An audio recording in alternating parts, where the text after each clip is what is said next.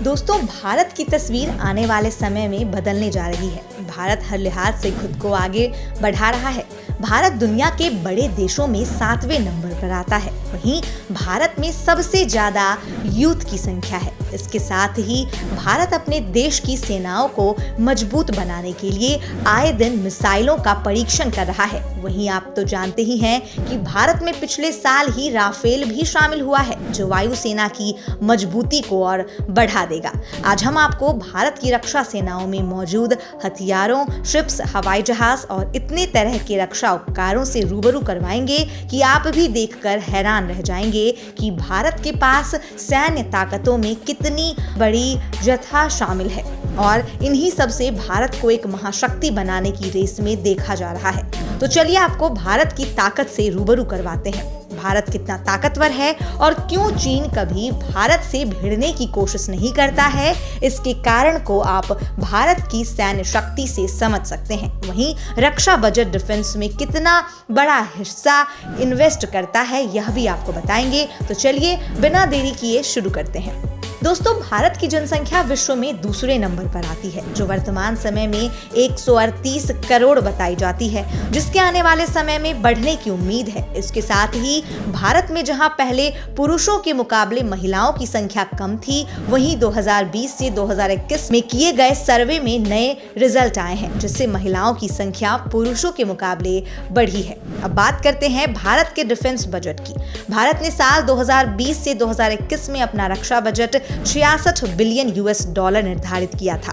भारत हर साल अपनी जीडीपी का करीब 2 से 3% हिस्सा डिफेंस पर खर्च करता है, और अगर 2022 में भी भारत अपने रक्षा में अपनी जीडीपी का 2.5% खर्च करता है, तो यह कुल मिलाकर 71% हो जाएगा। तो अमेरिका और चीन के बाद तीसरा सबसे बड़ा डिफेंस बजट कहलाएगा। अब जैसा कि हम जानते हैं कि भारत में 3 सैन्य गुट हैं, थल सेना, वायुसेना और जल सेना।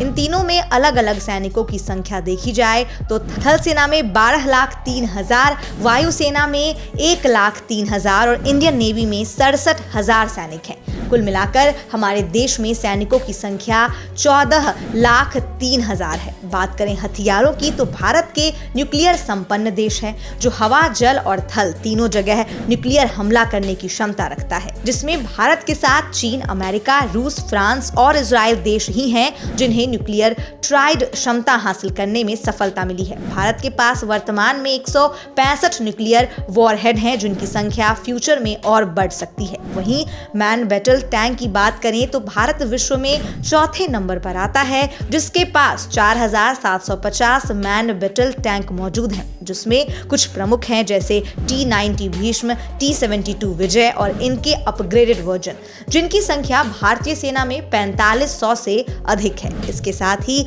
अर्जुन मार्क 1 और अर्जुन मार्क 2 भी हैं। इसमें भी भीष्म और अर्जुन की करीब 600 यूनिट अभी अंडर कंस्ट्रक्शन है। इसके साथ ही भारत के पास विजंता और T-55 की कुछ यूनिट मौजूद हैं, जिन्हें फिलहाल LAC पर तैनात किया गया है। यह टैंक स्टैटिक टैंक होते हैं, यानी एक ही जगह पर फिक्स रहकर इस्तेमाल किए जा सकते हैं। अब आते हैं इन्फेंट्री फाइटिंग व्हीकल्स के पास। यह सोवियत समय के BMP-1 IFVs हैं, जिनकी संख्या 2500 है, जिन्हें हथियारों से अपग्रेड करके भारत सेना में शामिल किया गया है, लेकिन अब इन्हें BMP-2 सरद कहा जाता है। अब रॉकेट लॉन्चर्स देखें तो भारत के पास 1300 रॉकेट लॉन्चर हैं, जिनमें 126 पिनाका, 240 अपग्रेडेड सोवियत BM-21, वहीं 940 Russian Indian 30 स्मर्च multi barrel rocket launcher है। सेल्फ प्रोपेल्ड आर्टिलरी में भारत के पास सिर्फ 100 साउथ कोरियन K9 थंडर का इंडियन वेरिएंट K9 वज्र है, जिसकी एडिशनल 100 यूनिट को लद्दाख हाई माउंटेन रेंज में वॉरफेयर के लिए लासर्न एंड रूबो द्वारा तैयार किया जा रहा है। टोड आर्टिलरी गन में भारत के पास 3300 ज्यादा आर्टिलरीज हैं, जिसमें अमेरिकन M7, इंडियन धनुष और इंडियन फील्ड गन और सोवियत समय की 46 शरंग, जिसे इंडिया इजराइल ने अपग्रेड किया है, भी शामिल है, जिसमें आने वाले समय में इजाफा होगा और यूक्रेन भी इसमें अपना योगदान देगा। इन सभी के अलावा भारत के पास सभी छोटे और बड़े आर्म्ड व्हीकल और पर्सनल कैरियर भी मौजूद हैं। अब बात करते हैं वायुसेना की।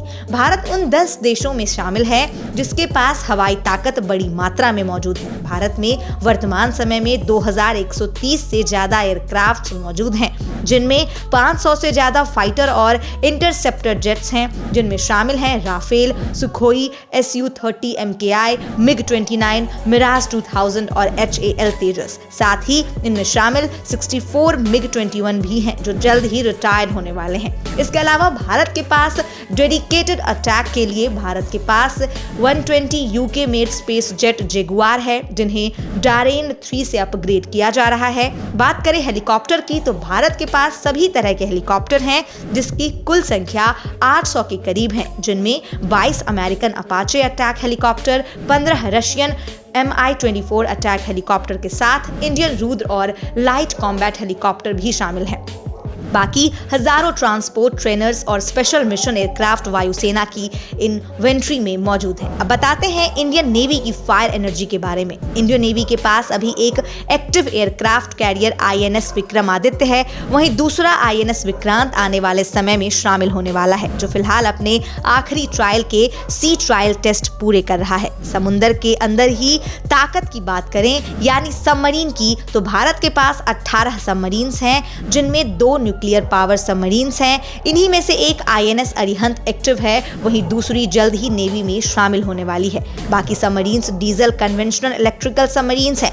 दुश्मन की पावर को मात देने के लिए भारत के पास 10 डिस्ट्रॉयर्स शिप भी हैं, जिनमें INS कोलकाता क्लास के हैं, लेकिन इन्हें विशाखापत्तनम क्लास में बदला जा रहा है। वहीं दिल्ली क्लास के शिप इनमें मेन है। वहीं राजपूत क्लास के सोवियत समय के डिस्ट्रॉयर्स जल्द ही रिटायर्ड होने वाले हैं। इन बड़े शिप्स के अलावा इंडियन नेवी में 13 फ्रिगेट्स और 23 कॉर्वेट्स मौजूद हैं। इसके अलावा कई तरह के MFIBS ships, patrol boats, transport, research and auxiliary भी इंडियन नेवी में मौजूद है। तो देखा दोस्तों आपने किस तरह भारत के पास जल, थल और वायुसेना में इतने उपकरण हैं कि दुश्मन भारत पर नजर उठाने की भी जरूरत भी नहीं कर सकता। और इतना ही नहीं, आने वाले टाइम में इस संख्या में बढ़ोतरी तो निश्चित है।